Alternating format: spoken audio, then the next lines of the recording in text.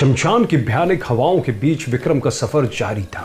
बेताल ने एक बार फिर अपनी चुप्पी तोड़ी और बोला, राजन, प्रकृति का नियम है कि स्त्री मां बनती है और पुरुष पिता, लेकिन अगर कोई इंसान एक ही जीवन में मां भी बन जाए और पिता भी, तो उसके लिए कौन सा रिश्ता बड़ा होगा? ये जानने के लिए सुन 19वीं कहानी।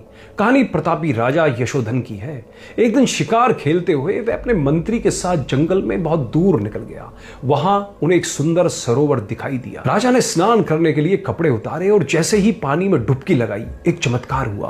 पानी से बाहर निकलते ही राजा का शरीर बदल चुका था। वह अब राजा नहीं बल्कि एक बेहद सुंदर स्त्री बन चुका था। अपनी काया देखकर वह घबरा गया। शर्म के मारे वह राज्य वापस नहीं जा सका और मंत्री भी उसे देखकर भाग गया। वह स्त्री रूपी राजा जंगल में भटकने लगा। तभी एक तपस्वी ने उसे देखा, उस पर मोहित हुआ और उसे अपने आश्रम ले गया। वहां उन्होंने विवाह कर लिया। समय बीता और उस स्त्री, जो असल में राजा था, ने गर्भवती होकर एक पुत्र को जन्म दिया। उसने एक मां की तरह बच्चे को अपनी छाती से लगाकर पाला। कुछ सालों बाद संयोग से वह स्त्री फिर उसी जादुई सरोवर के पास पहुंची।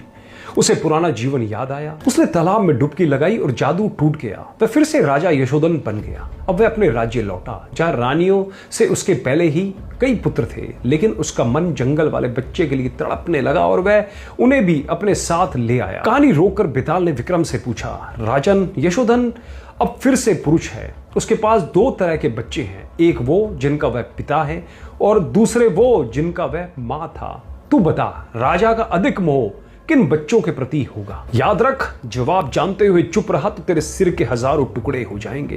विक्रमादित्य ने तुरंत भावुक होकर उत्तर दिया, बेताल, राजा का अधिक प्रेम उन बच्चों के लिए होगा जिन्हें उसने मां बनकर जन्म दिया। क्योंकि पुरुष निर्माण में केवल बीज देता है, इसलिए पिता का मोह एक सीमा तक होता है, लेकिन एक मां बच्चे को 9 महीने कोख में रखती है, अपना रक्त और मांस देकर उसे सींचती है और असहनीय प्रसव पीड़ा सहकर उसे जन्म देती है। बच्चों के साथ मां का जो आत्मिक जुड़ाव होता है वह एक पिता का कभी नहीं हो सकता। राजा ने इस जीवन में दोनों अनुभव किए हैं, पिता होने का भी और मां होने का भी। इसलिए उसे स्वयं महसूस होगा कि कोख का रिश्ता केवल खून के रिश्ते से कहीं गहरा और पवित्र होता है। अतः उसकी ममता जंगल वाले बच्चों के लिए ही अधिक होगी। जवाब सुनते ही बेताल जोर से हंसा, राजन, तूने स्त्री हृदय की पीड़ा और ममता को भली भांति समझ लिया है, लेकिन तू फिर बोला, इसलिए मैं इस बार भी चला।